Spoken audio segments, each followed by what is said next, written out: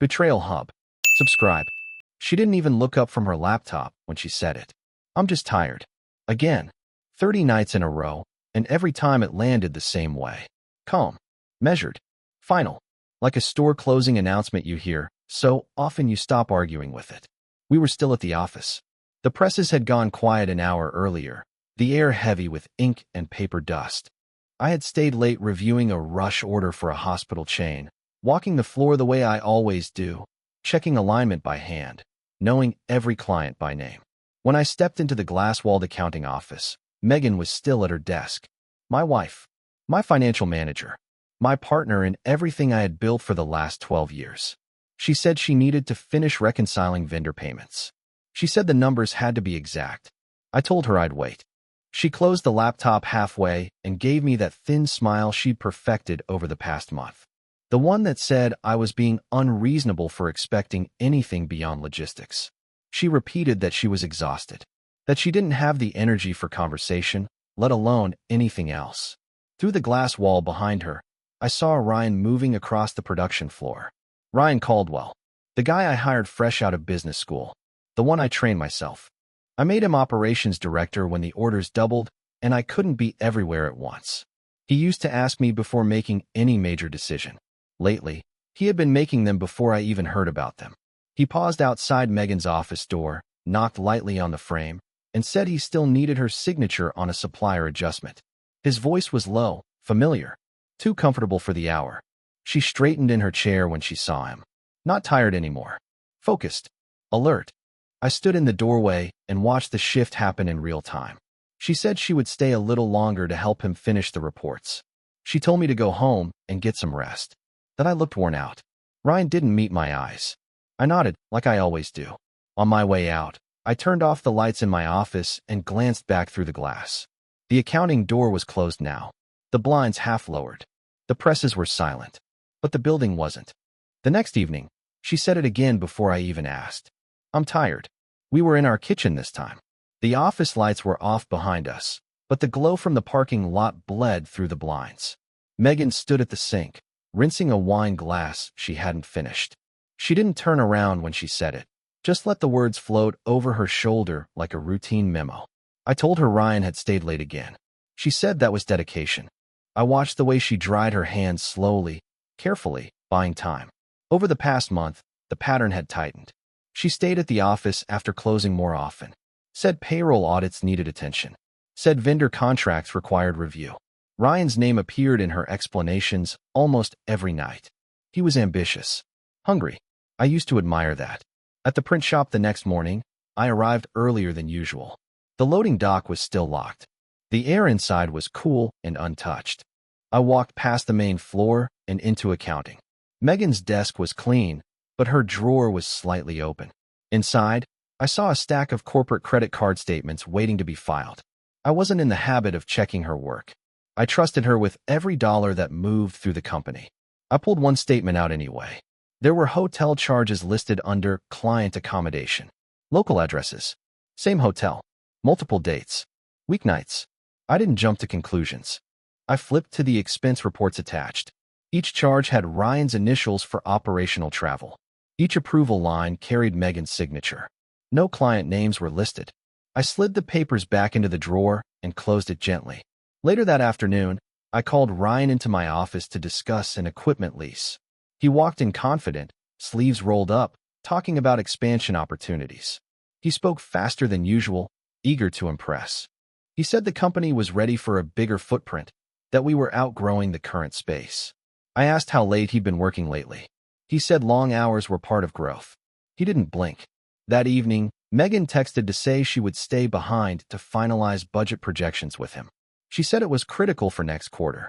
I drove back to the shop after dinner without telling her. From the parking lot, I saw the lights on in accounting. The blinds were fully closed this time. Ryan's car was parked near the side entrance. The security system showed only 2 active key cards inside the building. Mine wasn't one of them. I didn't go inside that night. I sat in the truck across the street and watched the accounting lights glow behind the blinds. The press floor was dark. The loading dock empty. The building I had built from a rented garage 12 years ago now felt like it belonged to someone else. After a while, The side door opened. Ryan stepped out first. No jacket, sleeves still rolled, phone in his hand. He turned back toward the doorway as if finishing a sentence. Megan followed a second later. She wasn't carrying files. No laptop. Just her purse. They stood too close for colleagues wrapping up a budget meeting.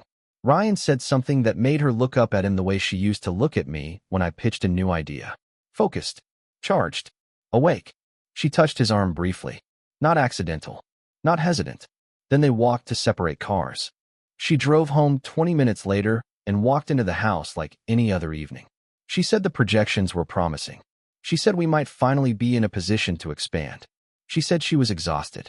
I told her I was proud of the growth. The next morning, I called our bank's business advisor and asked about account access logs. As the majority owner, I had the authority to request detailed activity reports. I didn't accuse anyone. I framed it as a routine compliance review. By midday, I had a list of after-hours logins to our online banking portal. Most of them were tied to Megan's credentials. Several coincided with the dates of those hotel charges. That afternoon, I met with our external CPA under the pretense of discussing tax projections. I asked him how often companies in our position conducted internal audits. He said it was smart to do one before any structural expansion. I scheduled it. That evening marked the 30th night. Megan stood in the bedroom doorway while I was unbuttoning my shirt. She said she was drained, that the numbers had taken everything out of her, that she needed sleep. I looked at her for a long moment. She wasn't tired. Her eyes were sharp, alert, like someone waiting for something else. I nodded once. She turned off the light and slid into bed facing away. I stayed standing in the dark a little longer. Then I walked into my office downstairs, opened my laptop, and began removing her administrative access to the company's primary banking platform. No confrontation, no raised voice, just a cursor moving across a screen, shifting permissions one box at a time. By morning, the system had already updated. Megan didn't notice until mid-afternoon. I was on the production floor reviewing a large municipal order when she walked out of accounting with her phone in her hand. Her expression wasn't confused. It was controlled, like she was preparing to deliver bad news to someone else. She said the bank portal was glitching, that her credentials weren't allowing full access. She asked if I had changed something. I told her we were implementing temporary security adjustments ahead of the audit. Standard procedure. She held my gaze a second too long. Then she nodded and said that made sense. Ryan appeared behind her a moment later, carrying a folder. He said he needed approval on a vendor wire. His tone was light, but his eyes flicked between us. I told him all outgoing transfers would require my signature until further notice. He said that would slow things down. I replied that precision was more important than speed. The rest of the day moved differently. Megan stayed in her office with the door slightly open this time.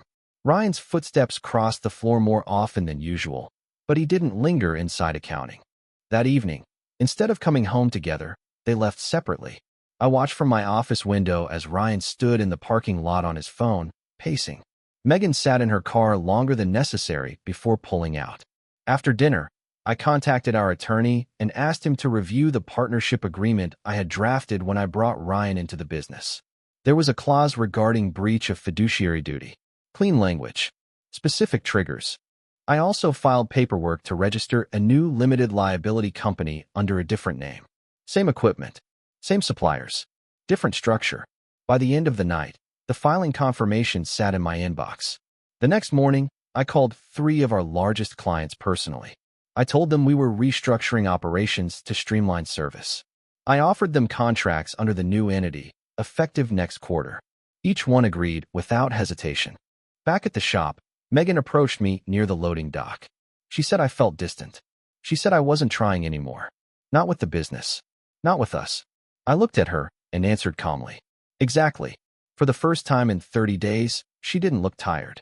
She looked awake. 2 days later, the audit team arrived. They weren't dramatic. No raised voices. No accusations. Just 2 external consultants with laptops, checklists, and access requests. I introduced them to the staff as part of a routine financial review before expansion. Megan's posture changed the moment she saw them set up in the conference room. She said she wished I had given her more notice. She said audits required preparation. I told her transparency worked best when it was immediate. Ryan kept his tone light, asking if this was about investor optics. He said growth always attracted scrutiny. He tried to position himself beside me during the walkthrough, as if we were still aligned. I let him speak. By midday, the auditors had flagged inconsistencies in travel expenses tied to operational meetings that had no corresponding client files. Hotel invoices categorized under vendor negotiations. Duplicate meal reimbursements. Megan stayed composed while answering their questions. She said documentation could be retrieved. She said some meetings were exploratory and not yet formalized. She said the business moved fast. Ryan said responsibility for certain expenditures fell under his discretion as operations director. The room felt tight, but no one raised their voice. That evening, after the staff left, I remained in my office and drafted a formal notice of review under the partnership agreement. It cited financial irregularities pending investigation. It invoked a clause that allowed temporary suspension of authority. The letter went out electronically. Ryan received it first. He came into my office without knocking. He asked if this was necessary. He said we could handle misunderstandings internally.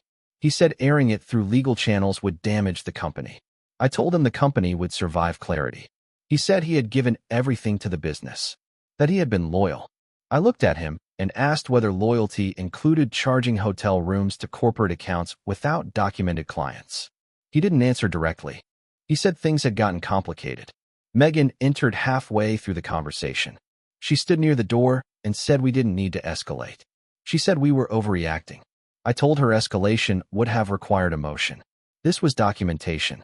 2 weeks later, Ryan received formal notice terminating his partnership under breach provisions. No scene, just paragraphs.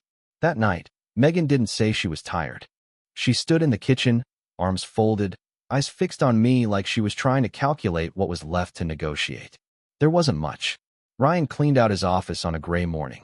No shouting, no slammed doors. He packed slowly, placing framed certificates and marketing awards into a cardboard box like they still meant something. A few of the press operators avoided eye contact. Others watched openly from the production floor.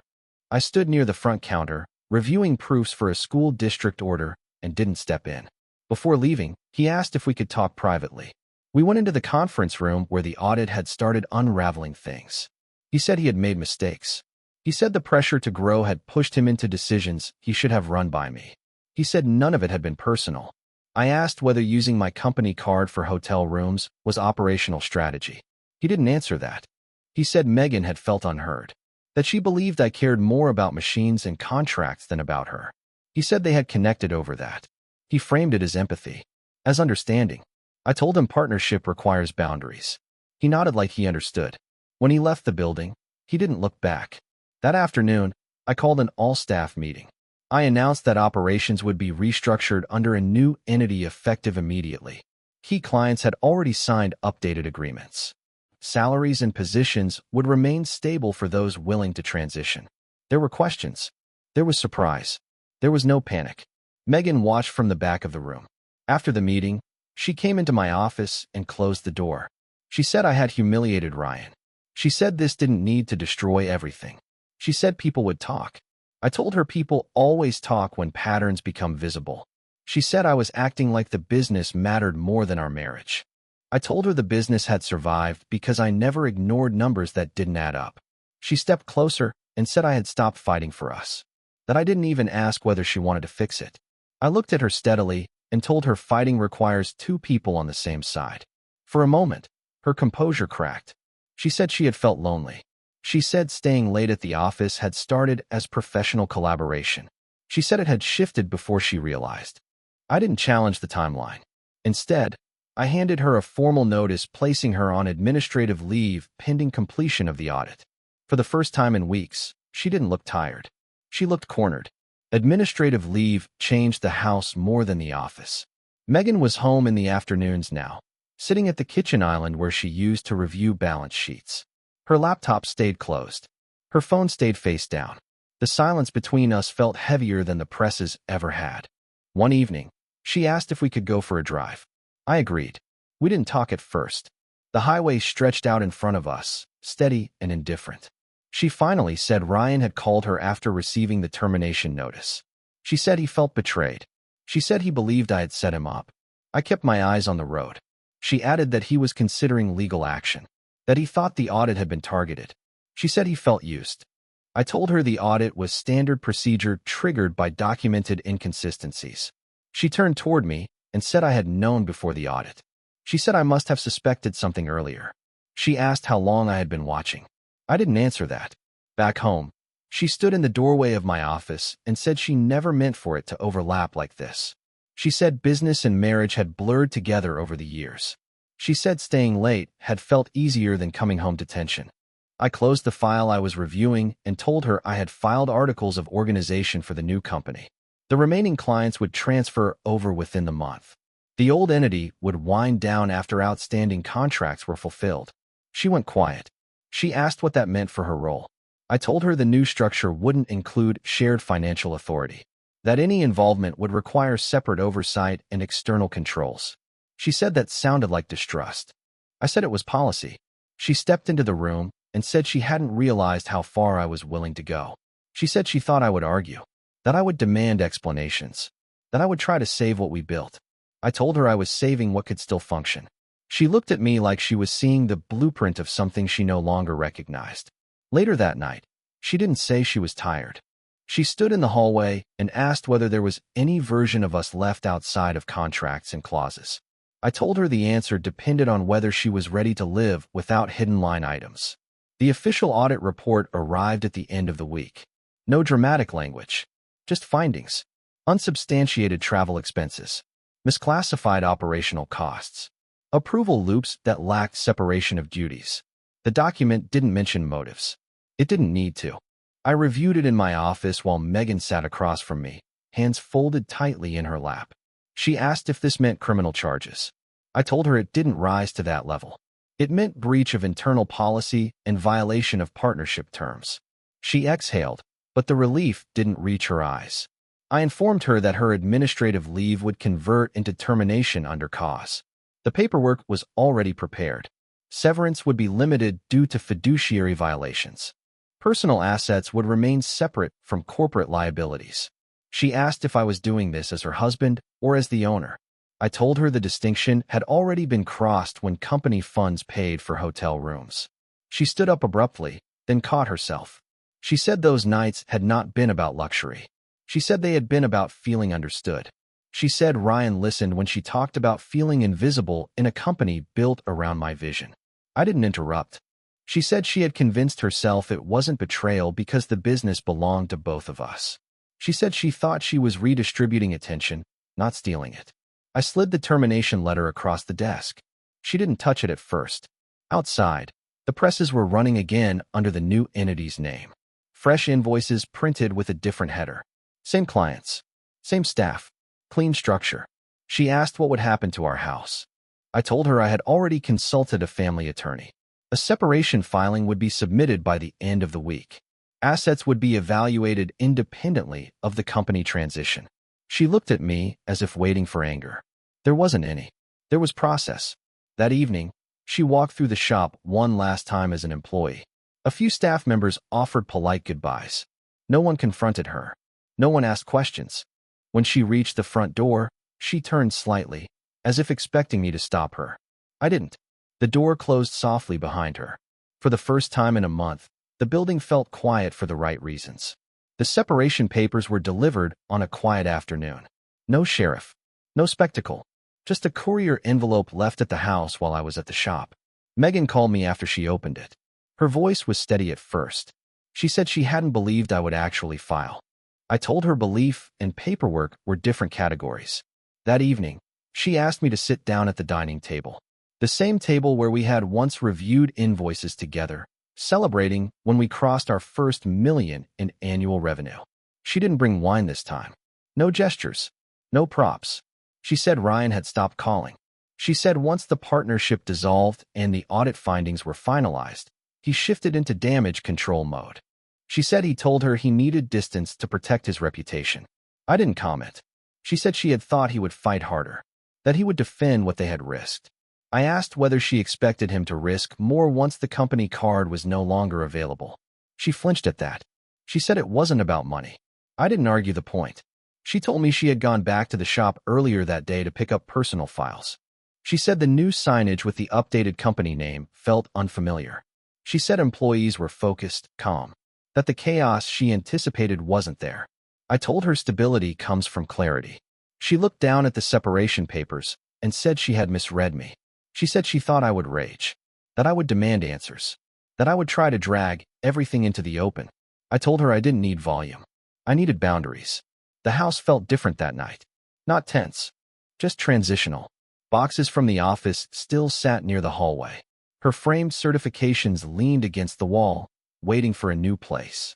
Before going upstairs, she asked if there was any part of me that wanted to pause the filing. I told her the documents would move forward unless something fundamentally changed. She asked what that meant. I said it meant she would have to decide whether she was wide awake because she lost comfort or because she finally understood cost. She didn't answer. She just stood there, fully alert now, watching the structure she had relied on close itself carefully, one clause at a time. The mediation session was scheduled for early evening. Neutral office. Frosted glass. A long table that had probably seen 100 marriages reduced to bullet points and signatures. Megan arrived before me. No power suit this time. No confident stride. Just a folder held too tightly against her chest. Our attorneys sat on either side of us. The mediator explained the process in calm, procedural language. Division of assets. Timeline for the sale of the house. Final dissolution of shared accounts. When it was her turn to speak, Megan didn't start with money. She said she had been awake for weeks now. Not the restless kind of awake. The kind that makes everything sharp. She said when Ryan pulled away, she realized how much of what she felt had been built on proximity and access. She said once the business closed its doors to her, the illusion closed with it. She didn't cry. She said she had confused validation with partnership. That staying late at the office had felt like rebellion at first, then like relief, then like something she couldn't admit even to herself. She said she thought I would fight for her attention. I listened without interrupting. She turned toward me and said she finally understood that I hadn't stopped trying. I had stopped chasing someone who had already stepped out of the room. The mediator asked whether reconciliation was being considered. Silence settled over the table. I told them the divorce would proceed unless there was a structural reset. Full financial separation regardless of marital status. Independent audits annually. Counseling documented, not promised. No shared control over the company. Not emotion. Terms. Megan didn't argue. She said she was willing to accept those conditions if there was still a version of us that could exist under them. She said she didn't want comfort anymore. She wanted accountability. The mediator looked between us. I didn't reach for her hand. I didn't soften my tone. I said I wouldn't rescue what she helped dismantle, but I would consider rebuilding if she understood that nothing would be casual again. She nodded slowly. The paperwork remained on the table and signed. Outside, the city moved like it always does. Presses running in my shop under a new name. Clients printing invoices with clean headers. Systems functioning. Inside that room, the choice wasn't about love. It was about whether she could stay awake when nothing was convenient anymore.